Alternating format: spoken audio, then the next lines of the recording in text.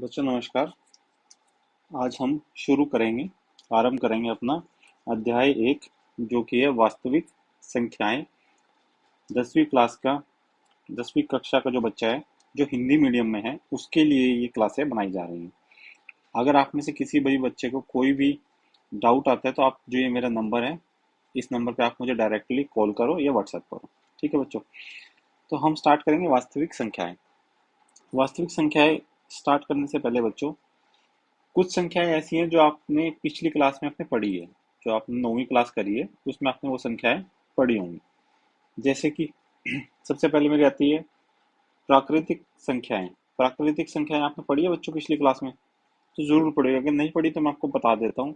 जैसे कि 1, 2, 3, 4, 5, 6, अनगिनत टाइम तक जब ये चलती रहेंगी बच्चों, ये सब के सब जो है मेरी ये प्राकृतिक संख्याएं हैं। ठीक है। इसके बाद बच्चों जो मेरी अगली संख्या है वो है पूरक संख्या।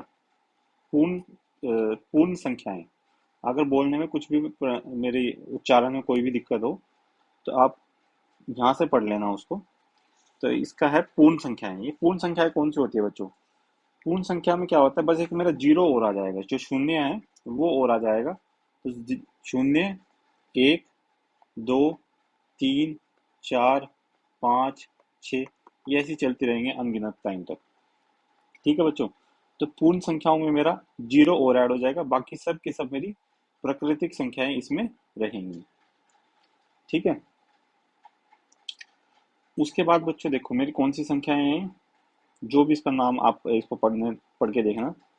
पूर्णांकों संख्याएं। ठीक है बच्चों। ये संख्या हमारी कौन सी होती है बच्चों? देखो इसके अंदर मेरा क्या होगा कि जो अनगिनत काल तक चलते आएंगे ऐसे, और माइनस वाले नंबर भी इसमें ऐड हो जाएंगे। जैसे कि -5, -4, -3, -2, -1। इसके अंदर शून्य भी आएगा, इसके अंदर एक भी आएगा, इसके अंदर दो भी आएगा, इसके अंदर तीन भी आएगा अनगिनत काल तक।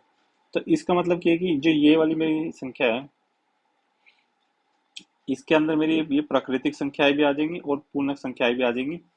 प्लस कुछ नंबर जो है मेरे वो जो माइनस वाले नंबर जैसे -5, -4, ये सब भी बच्चे इसके अंदर आ जाएंगे।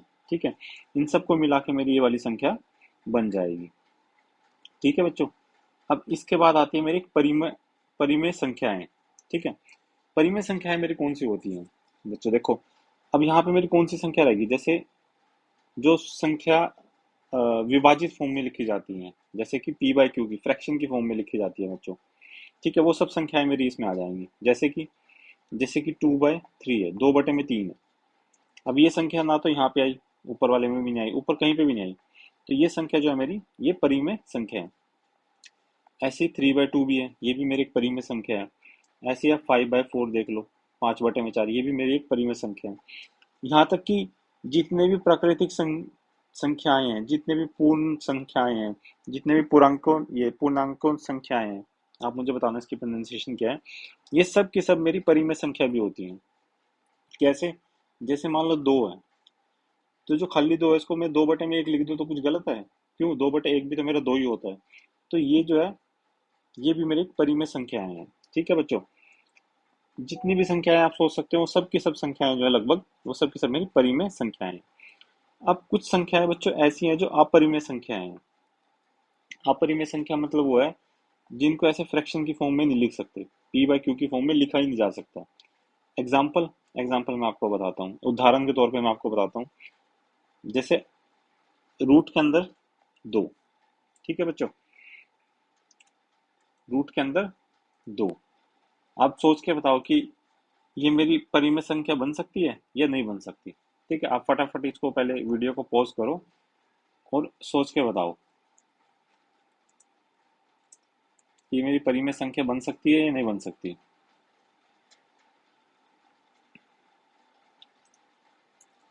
तो बच्चों देखो ये परिमेय संख्या नहीं बन सकती। क्यों? उसका रीजन बताता हूँ मैं आपको, उसका कारण क्या है। इसकी जो वैल्यू होती है ना बच्चों वो ऐसे होती है 1.410, ऐसे अब तो ये चलती रहेगी, इसका कोई अंत ही नहीं होगा। तो इस तरह की जो संख्या होती है ना जिनका कोई दशमलव के बाद कोई अंत ही ना हो, वो सब संख्याएं मेरी अप्रिय संख्याएं होती हैं। ठीक है, और ये रिपीट भी नहीं करती। जैसे कुछ संख्या कैसी होती हैं, मान लो 1.3 3 3 3 3 ये 3 3 3 3 3 3 चलता जा रहा है, चलता जा रहा है, चलता जा रहा है, जिसको हमने नाइन्थ क्लास में, जो हमारी पिछली क्लास थी, नौवीं क्लास, उसमें हमने ऐसे लिखा था। ये संख्या तो मेरी रैशनल है। रैशनल मीन्स ये संख्या मेरी परिमेय संख्याएं हैं। क्यों? क्योंकि इसमें एक ही चीज बार बार रिपीट हो रही है। बट जो ये है √2, इसके अंदर जो मेरी ये दशमलव के बाद जो संख्या है ना, ये ना तो ये रिपीट हो रही, ये नहीं है कि एक ही चीज बार बार आ रही है इसमें, ऐसा नहीं है। हर बार एक नया डिजिट आता है। ठीक है बच्चों, और रिपीट नहीं हो रहा किसी भी संख्या में, मतलब कैसे भी पैटर्न देख लो आप, ये चीज रिपीट नहीं हो रही। ठीक है बच्चों, तो इसलिए ये जो है मेरा एक अपरिमेय संख्या है। अभी इसके बारे में, जो अपरिमेय संख्या है, ये रूट के अंदर जो दो है, मेरा अपरिमेय संख्या क्यों है, इसका एक पूरा बड़ा मेरे पास वो है, एक क्वेश्चन है, एक प्रश्न आएगा आपके बोर्ड के एग्जाम में भी आएगा कि ये अपरिमेय संख्या क्यों है। ठीक है, अभी तक जो हमने पढ़ा है ना, इसी सब को मैं आपको दोबारा से रिवाइज कराता हूँ। देखो, सबसे पहले प्राकृतिक संख्या है। प्राकृतिक संख्या है बच्चों, बताओ मेरी कौन कौन सी थी यहाँ पे। एक था, दो था, तीन, चार, पाँच, छ, और ये चलता रहेगा।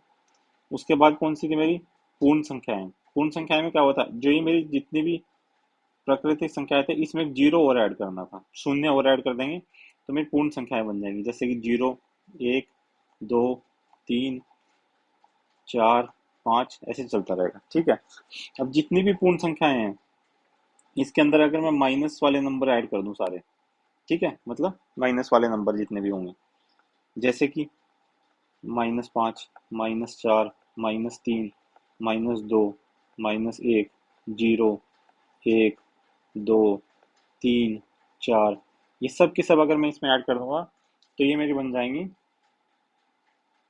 पूर्णांकों संख्याएं। ठीक है बच्चों, पूर्णांकों संख्याएं। अब मुझे एक चीज और करना है।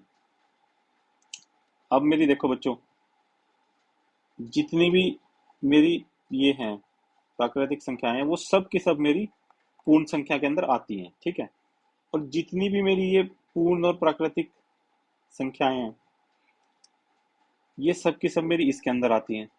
ठीक है बच्चों, और ये जितनी भी है ना, जितनी भी ये हैं, ये सब की सब मेरी इसके अंदर आ जाएंगी। ठीक है, कैसे? इसके अंदर वैसे तो मेरी सबकी सब p/q वाली संख्या आएंगी, जैसे कि 3/2 आ जाएगी, जैसे कि 2/3 आ जाएगी, जैसे कि 5/2 आ जाएगी। इसमें मेरा 1 भी आ जाएगा, इसमें मेरा 2 भी आ जाएगा, 3 भी आ जाएगा। 1 2 3 क्यों आ रहा है? क्योंकि 2 को मैं 2/1 भी तो लिख सकता हूँ, ऐसे ही 3 को मैं 3/1 भी तो लिख सकता हूँ।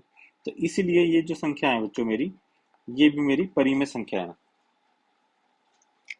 ठीक है बच्चों, अब यहाँ से मुझे एक चीज पर पता लगी। वो क्या चीज पता लगी?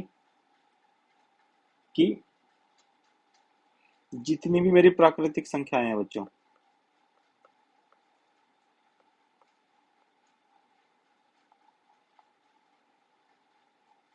इसकी जितनी भी मेरी प्राकृतिक संख्याएं हैं बच्चों, वो सब की सब, ये सब की सब मेरी पूर्ण संख्याएं भी हैं। ठीक है बच्चों, इस चीज का आपको खास ध्यान रखना है कि जितनी भी मेरी प्राकृतिक संख्याएं हैं, वो सब की सब मेरी पूर्ण संख्याएं भी हैं। लेकिन इसका उल्टा, मतलब कि जितनी मेरी पूर्ण संख्याएं हैं, वो सब की सब प्राकृतिक संख्याएं हैं, ऐसा नहीं है। क्यों नहीं है ऐसा? क्योंकि शून्य एक ऐसी संख्या है जो पूर्ण तो है पर प्राकृतिक नहीं है। ठीक है बच्चों, ये आपको समझ में आया? अब ऐसे ही एक दो चीजें और मैं आपको बताता हूँ कि जितनी भी मेरी पूर्ण संख्याएं हैं, वो सब की सब मेरी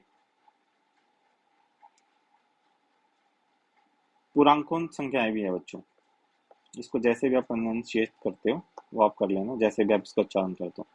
ठीक है, जितनी भी मेरी पूर्ण संख्याएं हैं, वो सब की सब पूर्णांकों संख्याएं हैं। क्यों?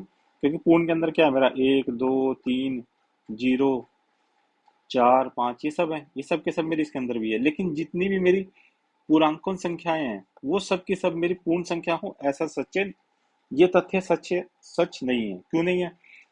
जैसे कि -5 है, ये मेरी पूर्ण संख्या तो, पूर्णांकों संख्या तो है, बट ये मेरी पूर्ण संख्या नहीं है बच्चों। ठीक है, आई होप मेरे को उम्मीद है कि आपको ये समझ में आ गया होगा बच्चों। अब हम देखते हैं कि जितने भी मेरी ये पूर्णांकों संख्याएं हैं,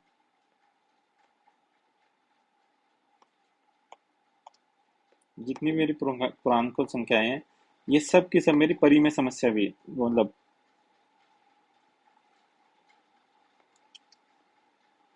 परिमेय संख्याएं भी हैं। ठीक है, जितने भी मेरे पूर्णांकों संख्याएं थी, ये सब की सब मेरी परिमेय संख्याएं भी हैं। क्यों है वो मैं आपको बता देता हूँ कि जितनी भी, जैसे मान लो ये -4 है, -5 है, या फिर -3 है, फिर -2 है, -1 है, 0 है, 1 है, 2 है, 3 है, ये सब है। ठीक है बच्चों। और परिमेय के अंदर देखो, ये -5 आ जाएगा, बिल्कुल आ जाएगा, क्योंकि इसको -5/1 भी तो लिख सकते हैं। जितने भी p/q की फॉर्म में लिखी जा सकती हैं संख्याएं, वो सब की सब मेरी परिमेय संख्या होती है। जैसे कि मान लो 2 है, इसको 2 को मैं 2/1 भी तो लिख सकता हूँ। ऐसे 3 है, 3/2 भी तो लिख सकता हूँ। तो जितनी भी मेरी ये वाली संख्या है ना, पूर्णांकों संख्या, ये सब की सब मेरी परिमेय संख्याएं हैं। पर जितनी भी मेरी परिमेय संख्या है, ये सब की सब मेरी पूर्णांकों संख्या नहीं है। क्यों? जैसे कि मैंने 2/3 लिख दिया। अब ये मेरी परिमेय संख्या तो है, क्योंकि p/q की फॉर्म में है, बट ये मेरी पूर्णांकों संख्याओं के अंदर नहीं है। ठीक है बच्चों, इस चीज का आपको बस खास ध्यान में रखना है। अब कुछ संख्याएं मेरी ऐसी है जो अपरिमेय संख्याएं हैं। जैसे कि जैसे कि मैं आपको बताता हूँ, √2। ठीक है, ये मेरी एक ऐसी संख्या है जो अपरिमेय संख्या है। जैसे कि √3। ठीक है, ये भी मेरी एक अपरिमेय अपरिमेय संख्या है। जैसे कि √5। ठीक है बच्चों, इस तरह के और भी बहुत सारे एग्जांपल्स हैं जो आज तो नहीं, बट कल की क्लास में हम इन सबको डिस्कस करेंगे। ठीक है बच्चों, अब मैं आपको ये चीज बताता हूँ कि जितनी भी मेरी अपरिमेय संख्या है, इन सबको जोड़ लो। जितनी भी मेरी परिमेय संख्या, इन सबको मिला लो। जितनी भी मेरी पूर्णांकों संख्या है, इन सबको भी मिला लो। पूर्ण संख्या है, इन सबको भी मिला लो। और प्राकृतिक संख्या है, इन सबको मिला लो। इन सबको मिला दोगे तो हमारा बच्चों बन जाएगा वास्तविक संख्याएं। जो हमारा चैप्टर का नाम था, इस अध्याय का नाम था वास्तविक संख्याएं, इन सबको अगर हम मिला देंगे तो हमारी बन जाएंगी वास्तविक संख्याएं। तो इसका मतलब ये है कि जो वास्तविक संख्याएं हैं बच्चों, इसके अंदर मेरी कौन कौन सी संख्या आ गई, फटाफट से बताओ। देखो, जितनी भी मेरी परिमेय संख्याएं हैं, परमीय संख्याएं, जो भी इसका नाम है, और जितनी भी मेरी अपरिमेय संख्याएं हैं,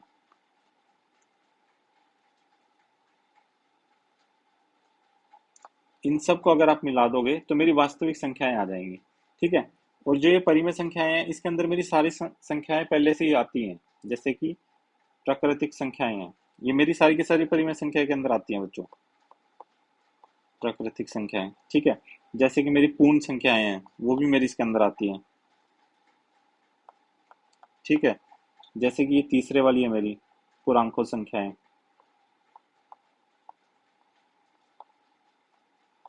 ये सब की सब मेरी परिमेय संख्या के अंदर आती हैं बच्चों। ठीक है, तो मेरा कहने का मतलब ये है कि जो मेरी वास्तविक संख्याएं हैं, ये बच्चों एक्चुअल में क्या है, जितनी भी मेरी जो वास्तविक संख्याएं हैं, इसमें क्या है कि सभी के सभी परिमेय संख्याएं और अपरिमेय संख्या को अगर हम मिला देंगे तो वो मेरी वास्तविक संख्याएं बन जाएंगी। अब आप पूछोगे कि सर ऐसी भी कोई संख्या होती है जो वास्तविक ना हो? तो बच्चों, कुछ संख्या होती हैं जिसे हम वास्तविक संख्याएं जो नहीं होती, लेकिन अभी आपको नहीं पढ़नी है। मैं आपको थोड़ा सा बता देता हूँ कि वो आयोटा है, जैसे इस तरीके से उसको करते हैं, रिप्रेजेंट करते हैं बच्चों, इस तरीके से उसको मतलब दिखाते हैं हम। लेकिन ये आपके 10वीं क्लास में नहीं है, ये आपके 11वीं या 12वीं क्लास में आनी है। ठीक है, तो अभी आपका जो ध्यान है वो सिर्फ इस बात पे होना चाहिए कि वास्तविक संख्याएं क्या होती है। तो वास्तविक संख्याएं हमारी सभी परिमेय संख्याएं और सभी अपरिमेय संख्याओं को मिला देंगे तो हमारी वास्तविक संख्याएं बन जाएंगी। ठीक है, अब देखो, जो परिमेय संख्याएं हैं, इसके अंदर मेरी कौन कौन सी संख्या आती है। सबसे पहले आती है प्राकृतिक संख्याएं। प्राकृतिक संख्याएं हमारी कौन कौन सी है? 1, 2, 3, 4, 5, 6, ऐसे अनंत काल तक जितनी भी संख्याएं हैं, सब प्राकृतिक संख्याएं हैं। उसके बाद आती है मेरी पूर्ण संख्याएं। पूर्ण संख्याओं में मेरा क्या है, एक शून्य और लगा दो, बाकी सब की सब जो प्राकृतिक संख्याएं थी, 1, 2, 3, 4, 5, 6, ये सब की सब हम मिला देंगे तो मेरी बन जाएंगी पूर्ण संख्याएं। अब जो तीसरे नंबर पे मेरी पूर्णांकों संख्या है, इसके अंदर क्या है बच्चों, जितने भी मेरे ये माइनस वाले नंबर है, जैसे कि -5 हो गया, -4 हो गया, -3 हो गया, -2 हो गया, -1 हो गया, 0 हो गया, 1 2 3, ये सब के सब अगर हम कर देंगे तो मेरी पूर्णांकों संख्याएं आ जाएंगी। ठीक है, मतलब इसमें बस एक ही चीज है कि माइनस वाली सारी आएंगी, बाकी जितनी पूर्ण संख्याएं हैं वो सब की सब इसके अंदर है, जितनी प्राकृतिक संख्याएं हैं वो सब की सब भी इसके अंदर हैं। ठीक है, अब इसके बाद आती है मेरी परिमेय संख्याएं। परिमेय संख्याएं बच्चों मेरी वो होती हैं जिसको मैं पी बाई क्यू की फॉर्म में लिख सकता हूँ, जैसे कि 2/3, जैसे कि 3/2, जैसे कि 5/4, ये सब की सब मेरी परिमेय संख्याएं हैं। ठीक है, ऊपर मैंने अभी तक जितनी संख्या पढ़ी है, प्राकृतिक संख्या हो, चाहे पूर्ण संख्या हो, चाहे पूर्णांकों संख्याएं हो, ये सब की सब मेरी परिमेय संख्या के अंदर आती है।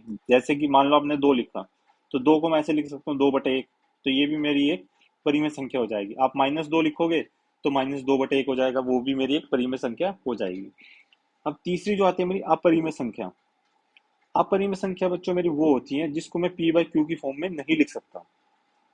ठीक है, क्यों नहीं लिख सकता उसका रीजन भी मैं आपको बताता हूँ। देखिए जैसे √2 है, ठीक है, अगर मैं आपको कहूँ कि 1/2 है, ठीक है, 1.2 है, कि ये अपरिमेय संख्या है, तो ये अपरिमेय संख्या नहीं है। क्यों नहीं है?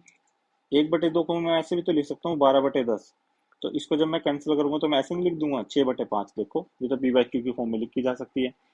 ठीक है, तो इसका मतलब ये है कि ये मेरी अपरिमेय संख्या नहीं है, ये तो मेरी एक परिमेय संख्या है। लेकिन √2 जो है ये मेरी अपरिमेय क्यों है? ये इसलिए है क्योंकि इसमें एक दशमलव के बाद जब भी हम जितना भी सॉल्व करेंगे ना, तो कभी भी मेरे पास कोई अंत आएगा ही नहीं। जब आएगा ही नहीं तो आप नीचे क्या लिखोगे? आप नीचे 10 लिखोगे, 100 लिखोगे, 1000 लिखोगे, 10,000 लिखोगे, क्या लिखोगे? इसका तो कोई अंत है ही नहीं। तो इसका कोई अंत नहीं है, इसीलिए ये जो है ये मेरी अपरिमेय संख्या है बच्चों। ठीक है, इसीलिए मेरी अपरिमेय संख्या है। तो ये चीज, ये जो हमने ये चित्र जो आपको दिखाया था, इसलिए दिखाया था कि जो प्राकृतिक संख्याएं हैं वो सब की सब मेरी पूर्ण संख्याएं भी होती हैं, और जो मेरी पूर्ण संख्या है ये सब की सब मेरी पूर्णांकों संख्याएं हैं, और जितनी भी मेरी पूर्णांकों संख्याएं हैं ये सब की सब मेरी परिमेय संख्याएं हैं। इसका मतलब है कि परिमेय संख्या के अंदर मेरा प्राकृतिक प्राकृतिक संख्याएं भी आ जाएंगी, पूर्ण संख्याएं भी आ जाएंगी, पूर्णांकों संख्याएं भी आ जाएगी, और परिमेय संख्या और अपरिमेय संख्या इन दोनों को अगर मैं जोड़ दूंगा तो मेरे पास आ जाएंगी वास्तविक संख्याएं। ठीक है बच्चों, अगर मैं इन दोनों को जोड़ दूंगा तो मेरे पास आ जाएगी वास्तविक संख्या। यही मेरे आज के अध्याय का नाम है। ठीक है, तो आपको नाम अच्छे से समझ में आ गया होगा। अब हम आगे चलते हैं। उसके बाद आज हम ये देखेंगे कि अभाज्य संख्या और भाज्य संख्या हमारी क्या होती है। ठीक है बच्चों, अभाज्य संख्याएं और भाज्य संख्याएं हमारी क्या होती हैं। तो इसको समझने के लिए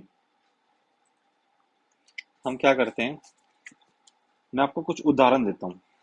अभाज्य संख्या तो मेरी वो संख्या होती है जो या तो खुद से विभाजित होगी या एक से विभाजित होगी। ठीक है, या तो एक से विभाजित होगी या फिर खुद से विभाजित होगी। ठीक है बच्चों, मतलब कि या तो एक से डिवाइड होगी या अपने आप से डिवाइड होगी। जैसे कि मेरा नंबर 2 है। ठीक है, मेरी एक संख्या है 2।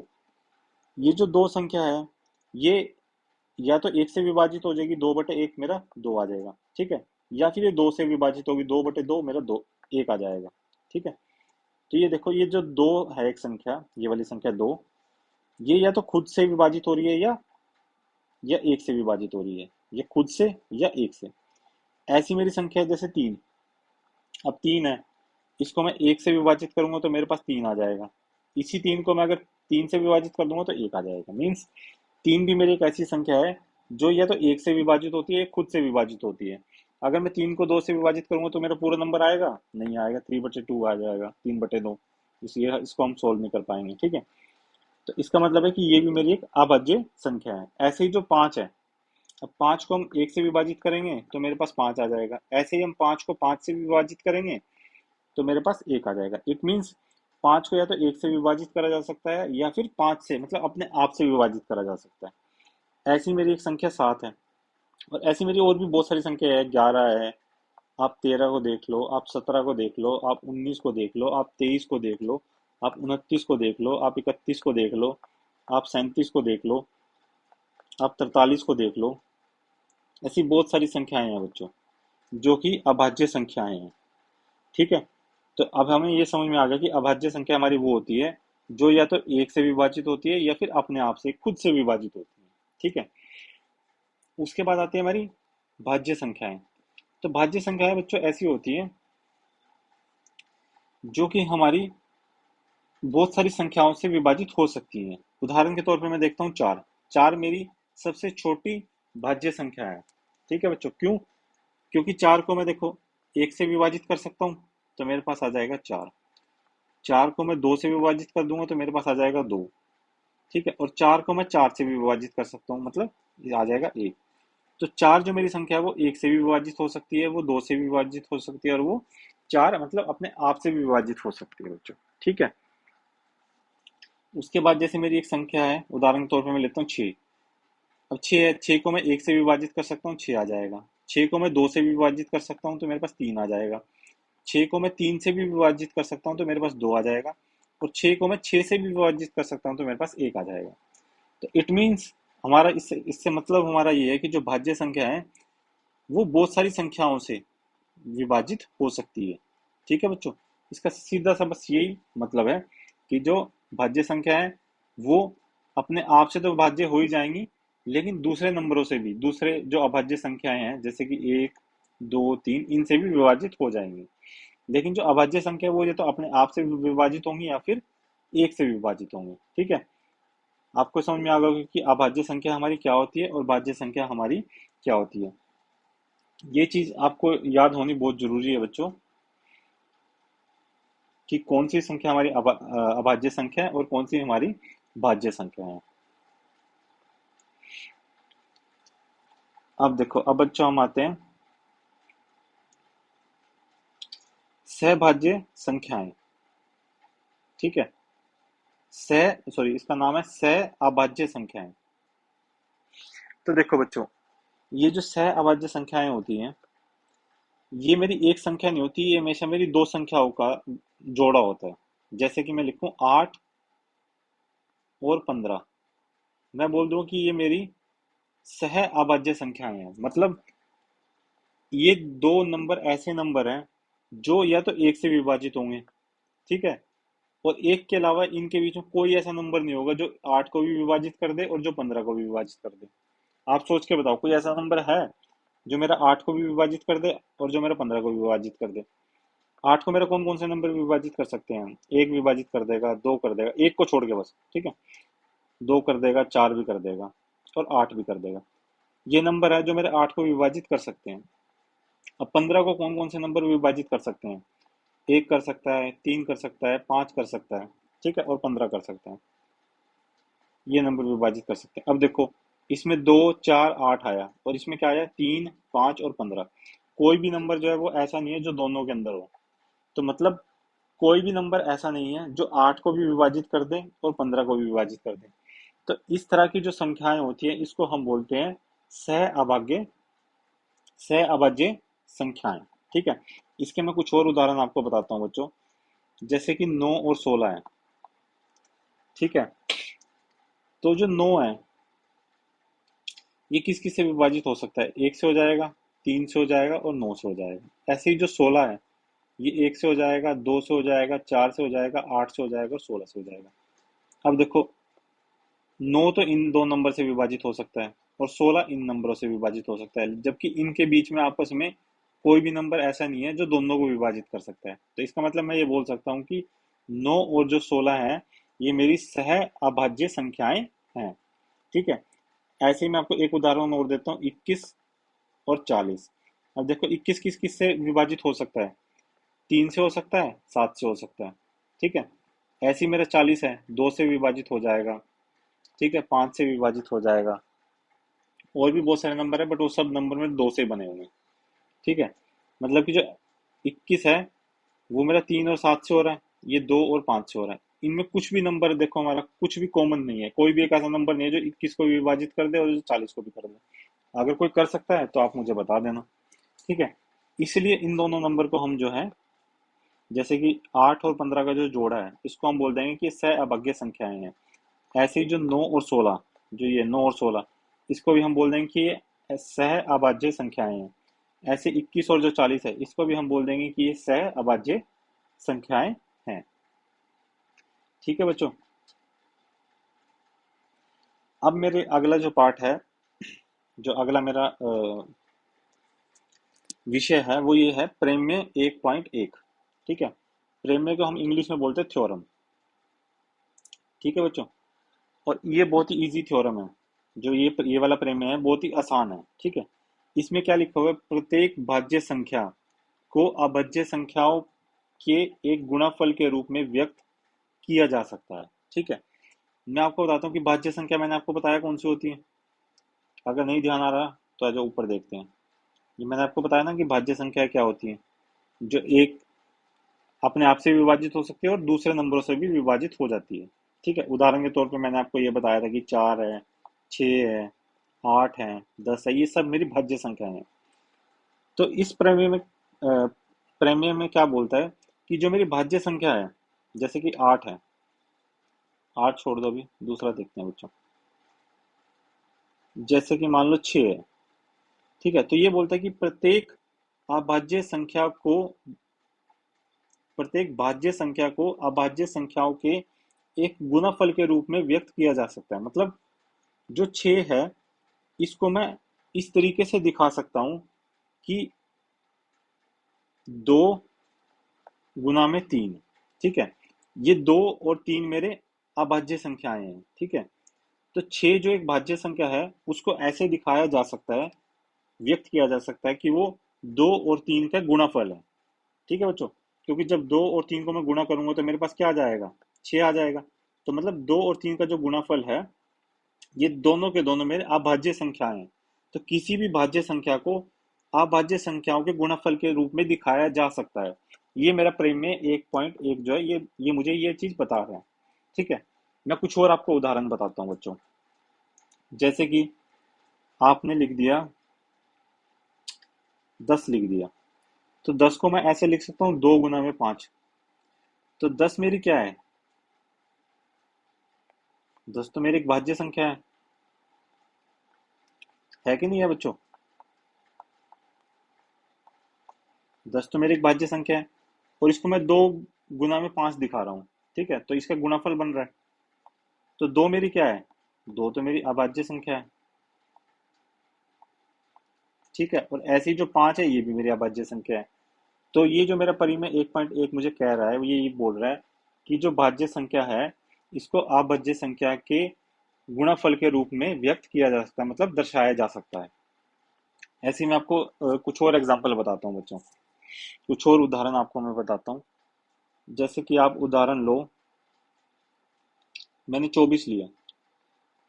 24 को मैं कैसे दिखा सकता हूँ, आपने देखो पिछली क्लास में इस तरीके से सीखा होगा। सबसे पहले जो सबसे छोटा अभाज्य नंबर है, उससे इसको विभाजित करो, तो मेरा क्या आ जाएगा, 12।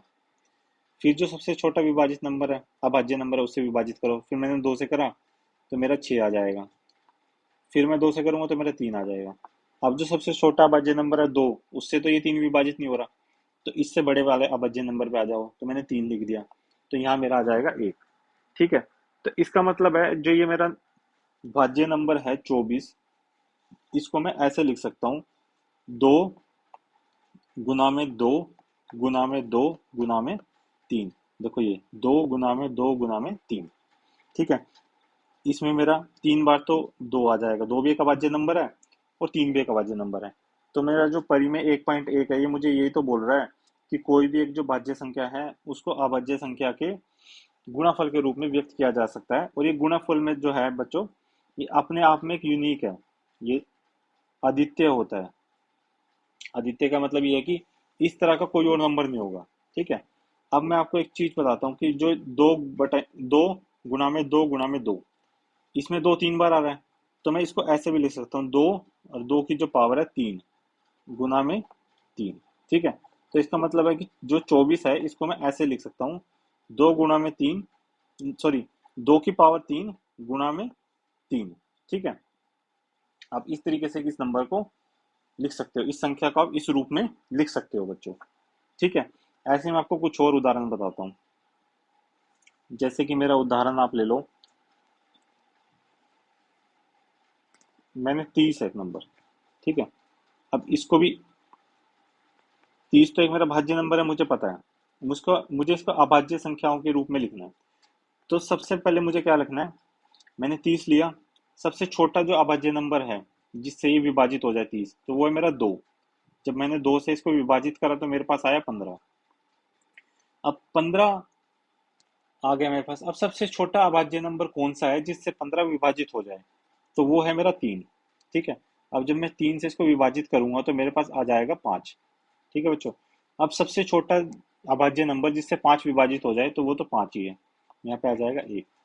तो जो 30 है इसको मैं ऐसे लिख सकता हूँ, 2 गुणा 3 गुणा 5। मतलब 30 को मैं, अगर मुझे 30 का गुणाफल करना हो तो मैं ऐसे लिखूंगा 2 गुणा 3 गुणा 5। ठीक है बच्चों। तो ये मेरा 30 का गुणाफल हो जाएगा, 2 गुणा 3 गुणा 5। तो यही मेरे जो प्रेम में 1.1 है, ये मुझे बता रहा है कि किसी भी भाज्य संख्याओं को अभाज्य संख्याओं के गुणनफल के रूप में दर्शाया जा सकता है, व्यक्त किया जा सकता है। अब ऐसे में कुछ और नंबर आपको बताता हूँ। जैसे कि मान लो आपके पास एक नंबर है 70 है। ठीक है बच्चों। ये एक भाज्य संख्या है, इसको अभाज्य संख्या के गुणनफल के रूप में मुझे व्यक्त करना है। तो मैं कैसे करूंगा, मैंने यहाँ पे 70 लिखा।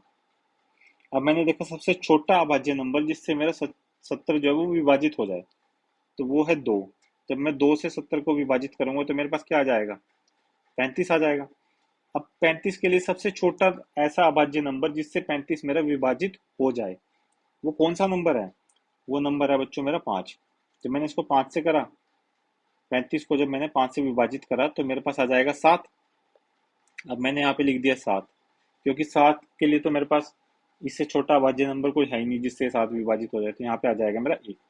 तो जो मेरा 70 है इसको अगर मुझे अभाज्य संख्याओं के गुणनफल के रूप में प्रस्तुत करना हो तो मैं इसको ऐसे कर सकता हूँ, 2 गुना में 5 गुना में 7।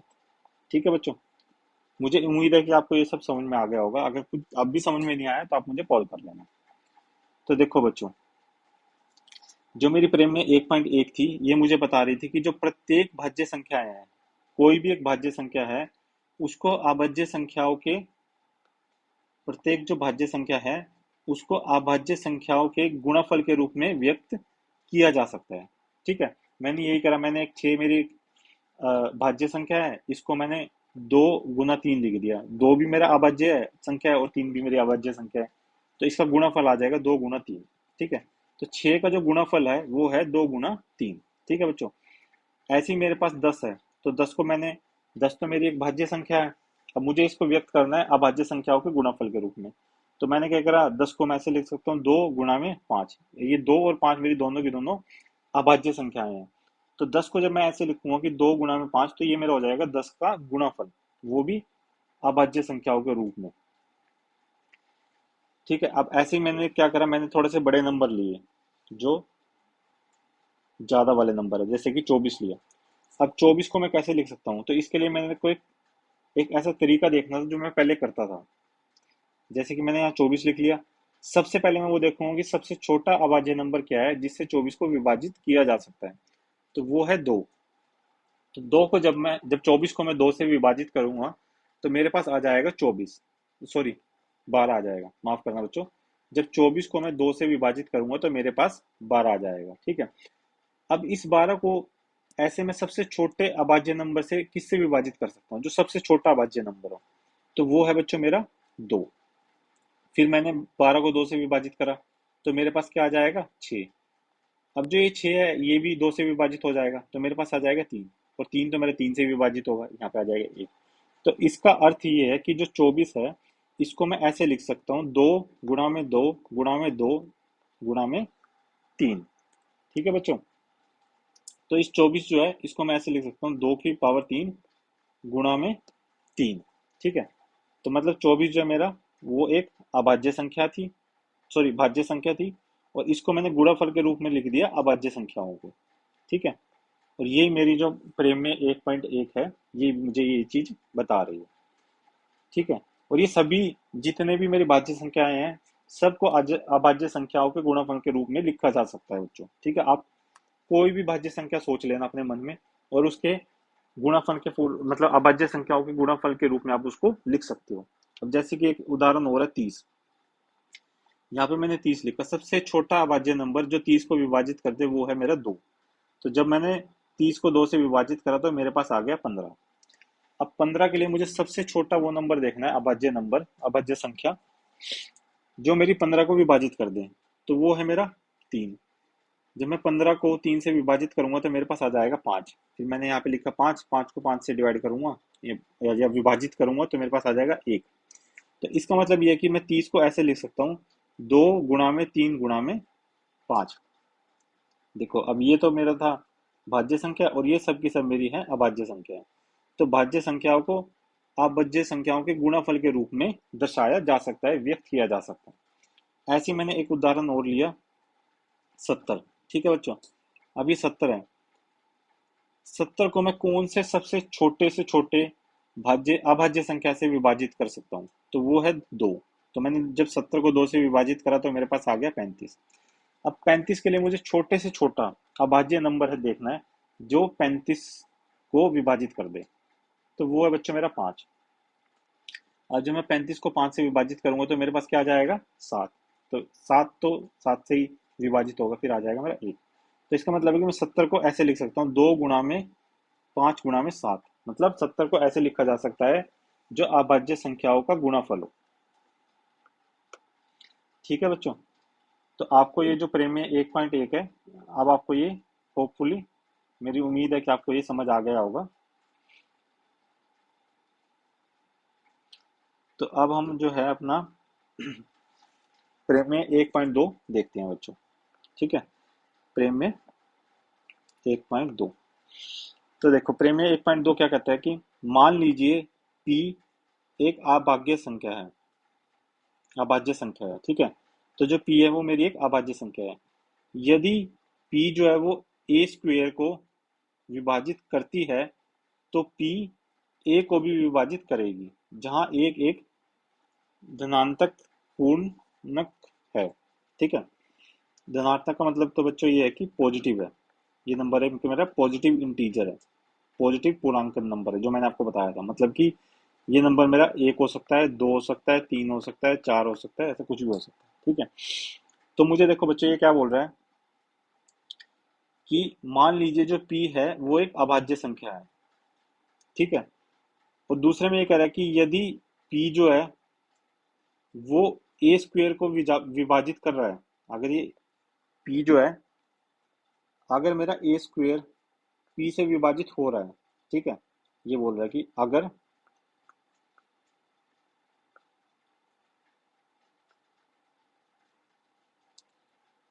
इस प्रश्न में बच्चों देखो ये बोल रहा है कि अगर ए स्क्वेयर बटे में पी, मतलब ए स्क्वेयर जो है मेरा पी से विभाजित हो रहा है, तो ए भी जो है मेरा वो पी से विभाजित हो जाएगा। ठीक है, इस प्रमेय में शॉर्ट में ये बोल रहा है। ठीक है बच्चों, या तो आप इसको सीधा याद कर लो, नहीं तो मैं आपको इसका प्रूफ कराता हूँ। मैं आपको एक बार करा के दिखाता हूँ कि ये चीज सत्य क्यों है। देखो बच्चों, जो मेरा एक नंबर है ए स्क्वेयर, इसको मैं लिख सकता हूँ ए गुणा में ए, लिख सकता हूँ, वही तो बनेगा मेरा ए स्क्वेयर। जैसे कि मेरा नंबर है 2 स्क्वेयर, 2 स्क्वेयर को मैं ऐसे ही तो लिखता हूँ 2 × 2, 2 गुणा में 2। ऐसे ही मेरा 3 स्क्वेयर, इसको मैं ऐसे तो लिखता हूँ 3 गुणा में 3। ठीक है, ऐसे मेरा 4 स्क्वेयर, इसको मैं ऐसे ही तो लिखता हूँ 4 गुणा में 4। तो ऐसे कोई भी अगर ए स्क्वेयर है तो इसको मैं ऐसे ही तो लिखूंगा ए गुणा में ए। मैंने ये लिख दिया। अब मुझे ये बताओ कि जो मेरा नंबर ए है, ये ए मेरा कौन सा नंबर है? तो ए तो मेरा नंबर बच्चों एक वो है, पूरक नंबर है। ठीक है, पूरक नंबर है। तो ये बच्चों देखो, अगर ये ए स्क्वेयर अगर मेरा पी से विभाजित हो रहा है और ए नंबर जो है, जैसा कि मैंने अभी आपको पिछले प्रमेय में बताया था कि किसी भी भाज्य नंबर को अभाज्य संख्याओं की गुणनफल के रूप में दर्शाया जा सकता है। तो मैंने मान लिया कि जो ए है वो मेरा P1 multiply by P2 multiply by P3 multiply by P4 up to Pn है। ठीक है, मतलब कि जो ये मेरा नंबर है ए, ये अभाज्य संख्या है। जो P1 है ये अभाज्य संख्या है, ये P2 है ये भी एक अभाज्य संख्या है, ये P3 भी एक अभाज्य संख्या है, P4 भी एक अभाज्य संख्या है और Pn भी एक अभाज्य संख्या है। तो ये जो मेरा नंबर A है ये इन नंबर्स का गुणाफल है। ठीक है, इन अभाज्य संख्याओं का गुणाफल है। ठीक है बच्चों, ये मैंने अभी पिछले प्रमेय में सीखा था। तो अब मुझे ये बताओ, जो ए स्क्वेयर है जिसको मैंने ऐसे लिखा है ए गुणा में ए, तो इस ए की जगह मैं ये लिख सकता हूँ कि ये ए तो मेरा पी गुणा में P2 गुणा में P3 गुणा में अप टू Pn तक है। ठीक है, अब ये एक ए मैंने ऐसे लिख दिया, दूसरा ए भी मेरा ऐसे ही आएगा P1 गुणा में P2 अप टू P की Pn। और नीचे मेरा क्या आ जाएगा बच्चों? अब मुझे इसे बताओ, ए स्क्वेयर तो मेरा ये है। ठीक है, अगर ए मेरा ये होगा P1 गुना में P2 गुना में P3 अप टू Pn, तो ए स्क्वेयर मेरा क्या होगा कि इन्हीं नंबरों को 2 बार गुना कर दो। ठीक है, मैंने इन्हीं नंबरों को 2 बार गुना कर दिया। अब आप मुझे बताओ कि जो मेरा P है, ठीक है, P जो है मेरा एक अभाज्य संख्या है, देखो ऊपर दिया भी हुआ है। तो P जो है वो मेरा एक अभाज्य संख्या है। तो P जो इसको विभाजित कर रही है, तो जब मैं इसको विभाजित करूंगा, ये P मैंने जो लिखा है ये कहीं ना कहीं तो आएगा यहाँ पे। ठीक है, इसमें से किसी एक जगह तो आएगा ये। मान लिया यहाँ पे कहीं आया, ये वाला P जो मैंने लिखा हुआ है, ये P यहाँ पे आके कैंसिल आउट होगा तभी तो विभाजित होगा। तो अब मुझे एक चीज बताओ, ये तो किसी एक में से विभाजित कर रहा है, तो इसको मैंने क्या बोला था? इसको मैंने ए ही तो बोला था। अगर ये इसको विभाजित कर रहा है तो ए है, जो खाली ए है, ए के अंदर मेरा क्या होगा? ए के अंदर भी तो मेरा यही होगा, बस एक बार होगा Pn तक। तो इसमें भी तो कहीं ना कहीं ये वाला P होगा, ये वाला P इसके अंदर भी तो कहीं ना कहीं होगा बच्चों। तो मतलब जो ये सिंपल ए है ये भी मेरा P से विभाजित हो जाएगा। ठीक है बच्चों, मूल रूप से देखो इसने ये बोला था कि मान लीजिए कोई P है, एक अभाज्य संख्या है। ठीक है, P जो है एक अभाज्य संख्या है, यदि P जो है वो ए स्क्वेयर को विभाजित कर रही है, तो P जो है वो ए को भी विभाजित कर देगी। ठीक है, तो मैंने क्या करा, मैंने मान लिया कि जो ए है मेरा, जो मैंने प्रमेय 1.1 में पढ़ा था कि किसी भी भाज्य संख्याओं को अभाज्य संख्याओं के गुणनफल के रूप में प्रस्तुत किया जा सकता है, तो मैंने उसको ऐसे प्रस्तुत कर दिया। मैंने मान लिया P1 गुना में P2 गुना में P3 गुना में Pn। अब आप मुझे बताओ, ए स्क्वेयर जब होगा तो मैं ए गुना ए ही तो लिखूंगा, तभी तो ए स्क्वेयर बनेगा मेरा। तो मैंने ए स्क्वेयर लिखा P1 गुना में P2 गुना में P3। एक बार तो ये वाली आ गई जो मैंने अभी अभाज्य संख्याओं को गुणनफल बनाना, और इसी को मैंने दोबारा लिख दिया।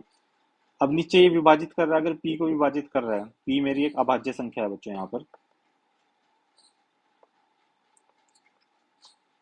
ठीक है, अब जो P है वो यहाँ पे तो कहीं होगा, इस वाले में कहीं ना कहीं तो होगा, तभी तो इसको विभाजित कर रहा है। ठीक है, अगर ये इसमें है तो ए के अंदर भी तो सेम ही पैटर्न है, ये सेम चीज तो ए के अंदर है, तो मतलब P मेरा यहाँ पे भी विभाजित कर देगा। ठीक है, तो इसका मतलब ये है कि जो ए है वो भी मेरा P से विभाजित हो जाएगा बच्चों। ठीक है, तो आज की कक्षा के लिए हम इतना ही रखते हैं। इसके बाद का अगला जो हम अगली कक्षा में पढ़ेंगे, इसको मैं आपको बता देता हूँ कि जो प्रमेय 1.2 है इसमें मैंने मान लिया कि P जो है एक अभाज्य संख्या है, और यदि P ए स्क्वेयर को विभाजित करता है तो P ए को भी विभाजित करेगा। ठीक है बच्चों, इसका प्रूफ आपको याद करने की जरूरत नहीं है बच्चों, क्योंकि ये आपके एग्जाम में कभी नहीं आएगा। ये सिर्फ आपको समझाने के लिए है, क्योंकि ये आगे काम आएगा आपके। ठीक है, तो आप इसको सीधा सा याद कर लो कि अगर ए स्क्वेयर जो है मेरा P से विभाजित हो जाएगा, जहाँ P मेरा एक अभाज्य नंबर है, तो ए मेरा P से भी विभाजित, मतलब ए जो है वो भी मेरा P से विभाजित हो जाएगा। इसको ना मैं किसी नंबर की फॉर्म में भी सोच सकता हूँ बच्चों, जैसे कि मान लो 4 का स्क्वायर है। ठीक है, और मैंने मान लिया, ठीक है, मैंने ए स्क्वायर मान लिया कि 4 का स्क्वायर है, और P मैंने मान लिया 2। तब मुझे ये बताओ, 4 का स्क्वायर 16, 16 मेरे 2 से विभाजित हो रहा है? बिल्कुल हो रहा है, 16/2 8 आ जाएगा। अब आप मुझे ये बताओ, जो ए है, ए तो मेरा खाली 4 है, 4 मेरे 2 से विभाजित हो रहा है? बिल्कुल हो रहा है। तो ये चीज तो मैं आपको बता रहा हूँ कि अगर ए स्क्वायर मेरा P से विभाजित होगा तो ए भी मेरा P से विभाजित हो जाएगा। अगर आपको इसका प्रूफ देखना है तो प्रूफ बच्चों ऐसा है कि ए स्क्वायर को मैं लिख सकता हूँ ए गुना में ए। ठीक है, और जो ए है मेरा एक भाज्य संख्या है, ठीक है। तो ये मेरी अभाज्य संख्याओं के गुणनफल के रूप में लिखा जा सकता है। तो मैंने ऐसे लिख दिया P1 गुना में P2 गुना में P3 गुना में P4 अप टू Pn। ठीक है बच्चों।